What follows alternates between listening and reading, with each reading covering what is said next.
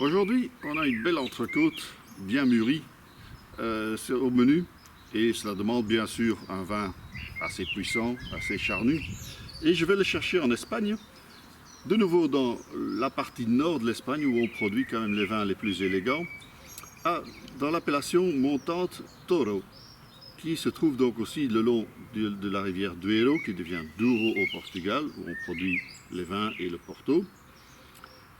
Mais c'est donc un plateau assez élevé, avec un sous-sol argilo-calcaire, mais en surface assez sablonneux et pierreux.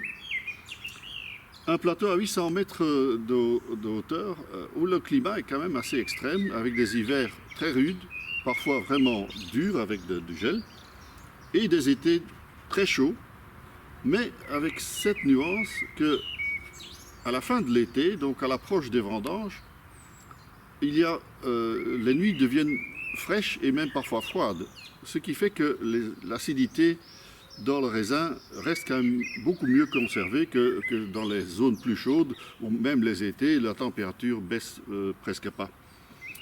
Et nous allons au domaine Finca Sobreño, vous voyez ici le bâtiment, qui a été créé en 1998 par Roberto de San Ildefonso, qui était déjà propriétaire, la famille était déjà propriétaire à Rioja, et il visitait la région, il est tombé amoureux du potentiel du raisin Tinta de Toro, qui est la variante, dit-on, de Tempranillo pratiquée dans la région.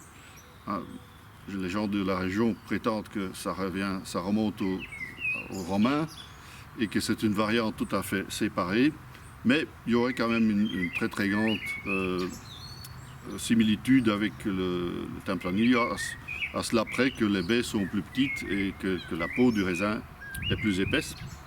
Mais de toute façon, une variante adaptée au climat.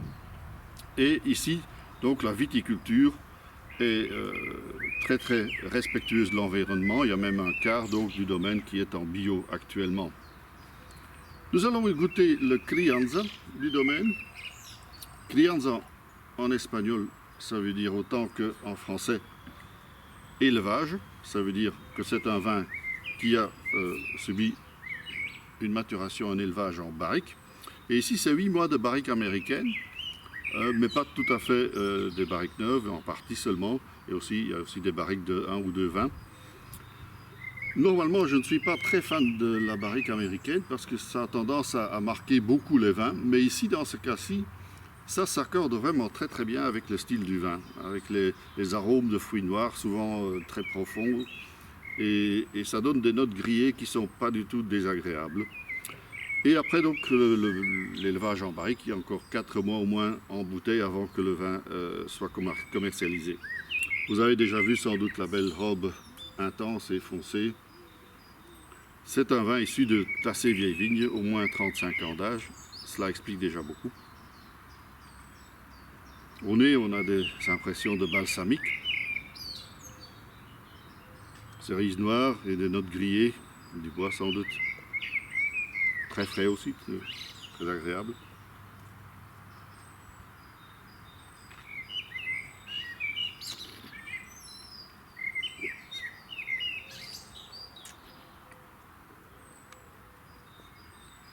En bouche, on a une très jolie attaque, très séveux.